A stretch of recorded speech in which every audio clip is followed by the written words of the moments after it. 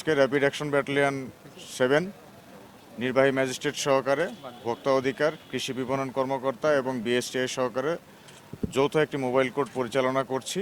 এখানে আমাদের মূল উদ্দেশ্য এই রমজান উপলক্ষে কিছু অসাধু ব্যবসায়ী ভেজাল এবং নকল খাদ্যপণ্য তৈরি করছেন, যার গুণগত মান নেই, বিএসটিআই অনুমোদন নেই এবং যে খাদ্যগুলো মানুষের শরীরের স্বাস্থ্যের জন্য অত্যন্ত ক্ষতিকারক।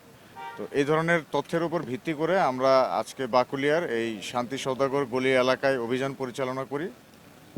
এখানে আমরা মোট 3টি এই ধরনের ফ্যাক্টরি খুঁজে পেয়েছি, যে ফ্যাক্টরিগুলোতে সরকারি কোনো অনুমোদন নেই, বিএসটিআই এর কোনো অনুমোদন নেই এবং তাদের যে খাদ্যের যে কোয়ালিটি, এই কোয়ালিটি মেনটেনেন্স করা হচ্ছে কিনা এই ধরনের পরীক্ষা করার কোনো মেশিন তাদের কাছে নেই, কিংবা সরকারি কোনো প্রতিষ্ঠান থেকে তারা এটার গুণগত মান পরীক্ষাও করে নিয়ে আসেনি এবং তারা নিজেরা বিএসটিআই এর সিলটাকেও নকল করে নিয়েছে। তো এই ধরনের কার্যক্রম করে প্রথমত তারা সরকারের ট্যাক্স ফাঁকি দিচ্ছে এবং ভেজাল খাদ্য উৎপন্ন করে তারা এই খাদ্যগুলোকে বাজারে বিপণন করছে এবং যে কারণে মানুষের শরীরের ক্ষতি হচ্ছে। তো আমাদের মূল উদ্দেশ্য ছিল এই ধরনের অসাধু ব্যবসায়ীদেরকে খুঁজে বের করা এবং তাদের শাস্তির আওতায় আনা।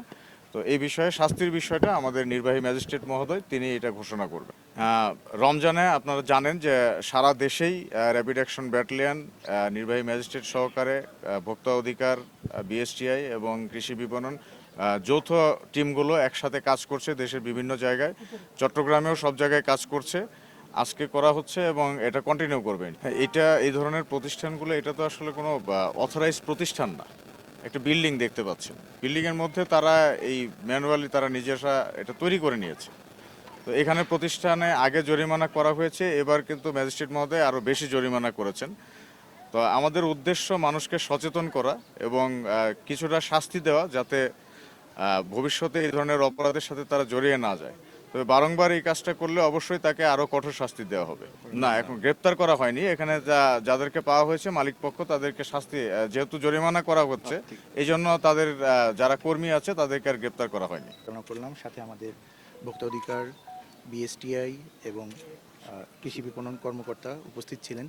তো এখানে আমরা 3টি প্রতিষ্ঠানে আমরা জরিমানা করেছি। প্রথম যে প্রতিষ্ঠানে আমরা জরিমানা করলাম, এখানে আমরা 1 লক্ষ টাকা জরিমানা করেছি। এরপরে আরেকটি প্রতিষ্ঠানে গিয়ে আমরা 1.5 লক্ষ টাকা জরিমানা করেছি। এরপরে আমরা আরেকটি প্রতিষ্ঠানে গেলাম, সেখানে দেখলাম যে তাদের লাইসেন্সও নেই এবং তারা অস্বাস্থ্যকর পরিবেশে তারা সেমাই এবং নুডলস তৈরি করছে, তাদেরকে 2 লক্ষ টাকা জরিমানা করা হয়।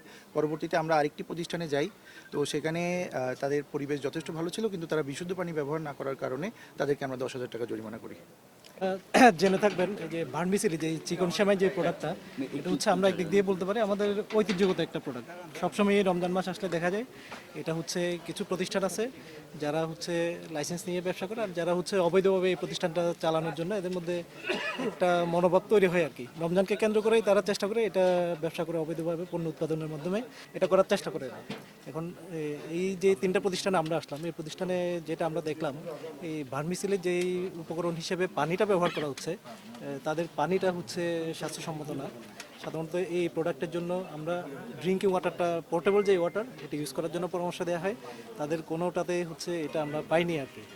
উপাদান হিসেবে যে পানিটা ব্যবহৃত হচ্ছে এটা মোটেও স্বাস্থ্যসম্মত না। তাদেরকে পরামর্শ দেওয়া হয়েছে যাতে ময়দা এবং পানি যেটা ইউজ করা হচ্ছে, ময়দা যাতে কোনো মেয়াদ উত্তীর্ণ ময়দা যাতে ইউজ করা না হয়, পানি যেটা ইউজ করা হচ্ছে এটা যাতে মানসম্মত পানি ইউজ করা হয়, এই বিষয়ে তাদেরকে পরামর্শ দেওয়া হয়েছে এবং লাইসেন্স গ্রহণের জন্য তাদেরকে সতর্ক করা হয়েছে।